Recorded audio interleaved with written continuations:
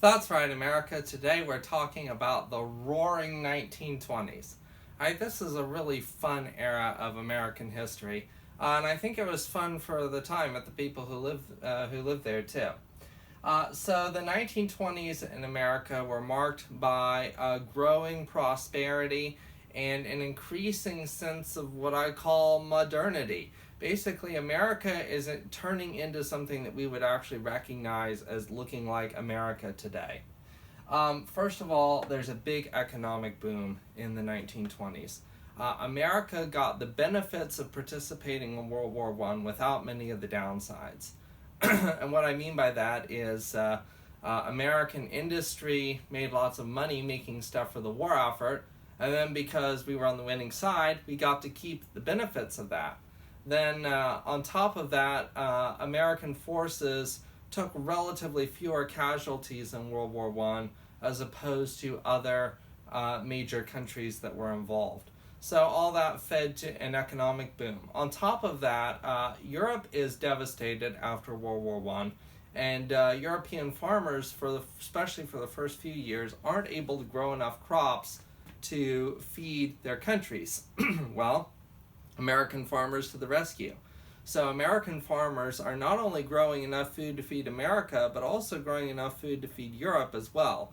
Crop prices reach all-time highs for certain types of foods, and that leads to prosperity. The average American in the 1920s is still a farmer. So higher crop prices lead to prosperity for everybody.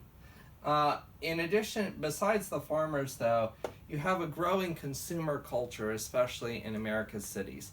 What I mean by that is America, although most Americans still live on farms, America is gradually shifting away from its 19th century mold of being primarily an agrarian frontier society and becoming the modern, fast-paced, go-go, consumer-based society today.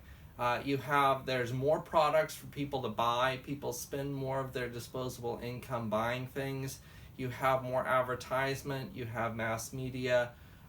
You have radio, which is a new invention for the 1920s. The first commercial radio broadcasts start in America in the early 1920s. America's first commercial broadcast radio station, KDKA Pittsburgh, starts broadcasting in late 1920 in time to give us the results for the 1920 presidential election. But there's a lot more advertising, and just people are a lot more wrapped up with worldly possessions, buying things they're buying, new houses. There's a housing boom in America. This is the birth of suburbia. You have the first suburbs springing up on the edges of American cities. People buy all kinds of things from mail order catalogs. The Sears Roebuck catalog is the Amazon of the era. You can buy anything from Sears Roebuck, from toilet paper to a house. Yes, you can buy an entire house from Sears Roebuck. In fact, people did. There are cities in America that have whole neighborhoods made out of Sears houses to this day. So you can buy all this stuff. You've got suburbs springing up. Of course, a lot of people take the streetcar out to those suburbs, but a lot of people increasingly are commuting to and from work in their own cars, which is another big deal. The 1920s is really the first decade in which cars are cheap enough and reliable enough to become a mass means of transportation. Now, the roads in America are still very primitive, but especially in major cities, you have a major increase in car traffic, and that means gas stations and repair shops and that sort of infrastructure being built up to support cars. You also have the car gives people a newfound sense of independence, particularly teenagers. The 1920s is when you have the emergence of a recognizable youth culture in America. Before the 1920s, youth was not really a separate thing. Either you're a child or you're an adult, and there's really not much in between. But now we have a societal shift to a viewpoint of this more in-between stage where kids have a greater, some greater freedom and some increased responsibility, but not all the way to being an adult yet. And things like the car, being able to drive yourself around and get into trouble, feed into that. Then as now, learning to drive and getting a car was kind of a rite. It became a rite of passage for a lot of American kids, and this is really the first generation that got to experience that. In terms of American government, this is the age of small government. America, there had been a tremendous expansion in government and what government did during World War I, but as soon as the war is over, all that wartime bureaucracy goes away, and the federal government basically goes back to being very small and really not doing much and mostly just staying out of the way. The one big glaring exception to that was Prohibition. All right, now, there had been a growing sense in America for quite some time that alcohol was a very evil influence in American society. And the temperance movement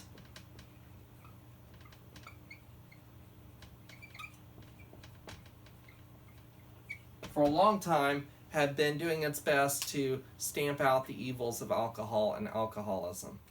At the very end, at the very end of the 1910s, the temperance movement gained sufficient traction both in American society as a whole and, in particular with members of Congress, that a majority of members of Congress were convinced that alcohol was an evil presence in American society that needed to be completely uprooted.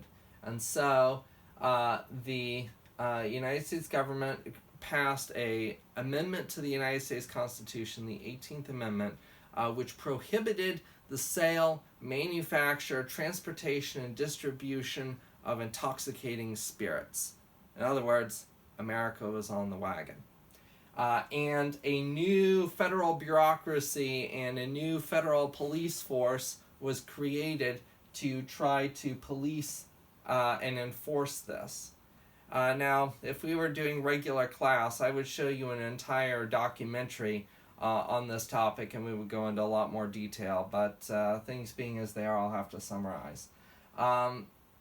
Prohibition had a number of unintended consequences in American society. Prohibition did not have the same effect everywhere. After all, America is a big, diverse place.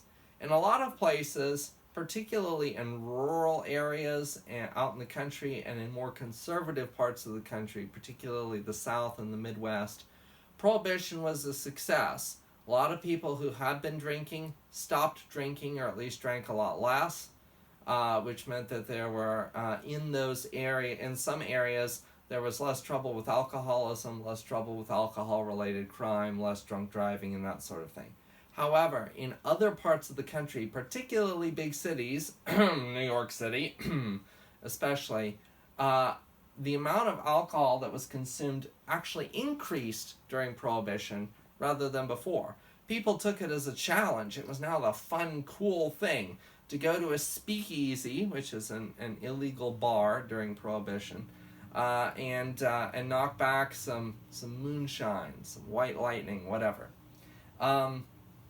And the federal government does its level best to stamp out this scourge of illegal alcohol, but only partial success. I mean, for every bootleg ring that gets shut down, another one springs up in its place.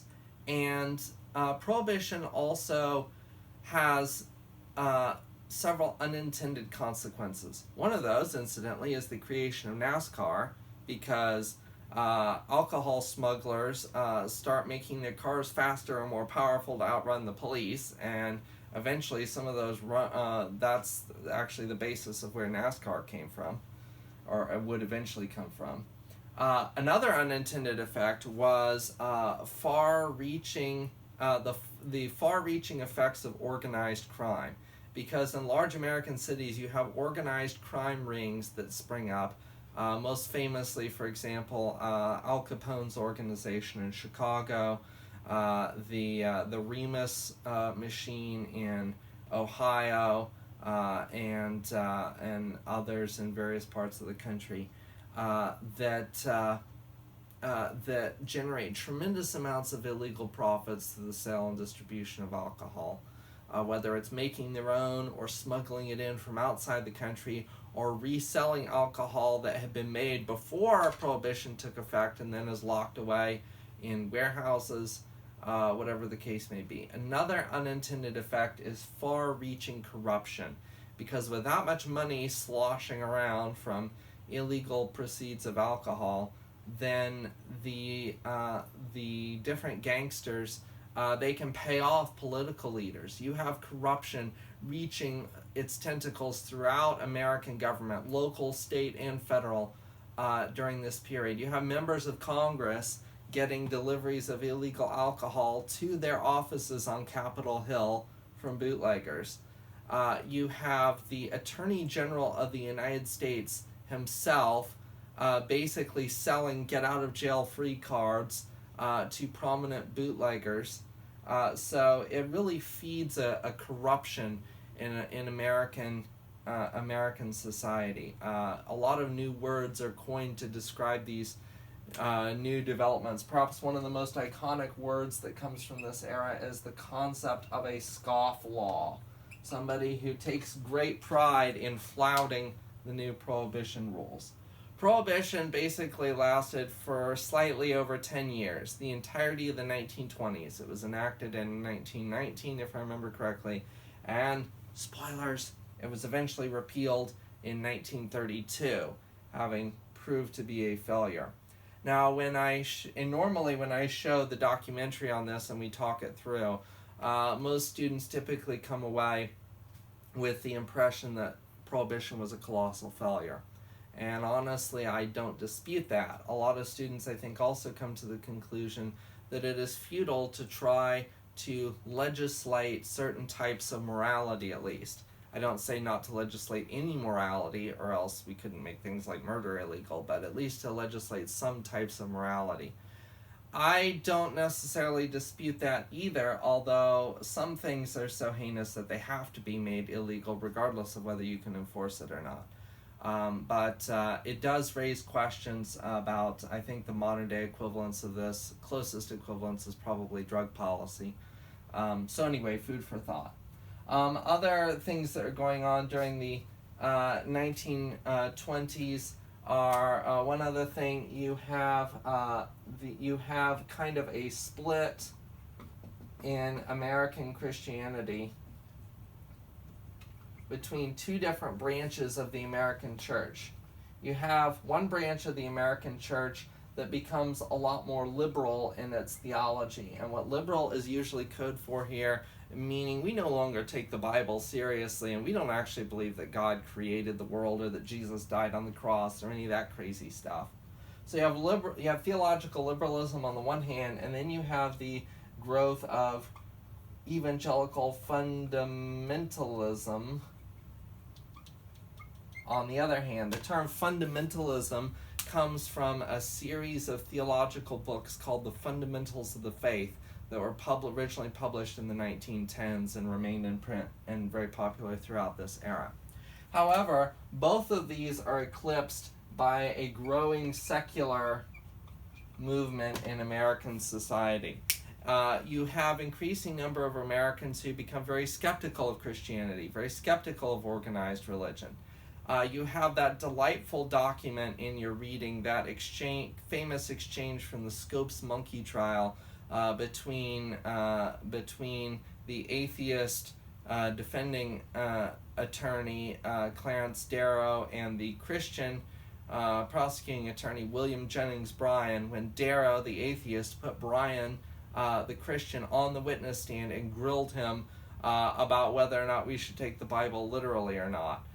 Regardless of the outcome of that particular case, it was emblematic of a major shift in American society as America becomes a lot more skeptical about religion and a lot more secular. Now, that doesn't mean that significant numbers of people weren't still Christians, and it doesn't mean that there wouldn't be future revivals. There were. We'll talk about them when we get to them. But it does represent a major change in American society. All right, that's it for right now. Next time, I will talk about the stock market crash. See you later. Bye.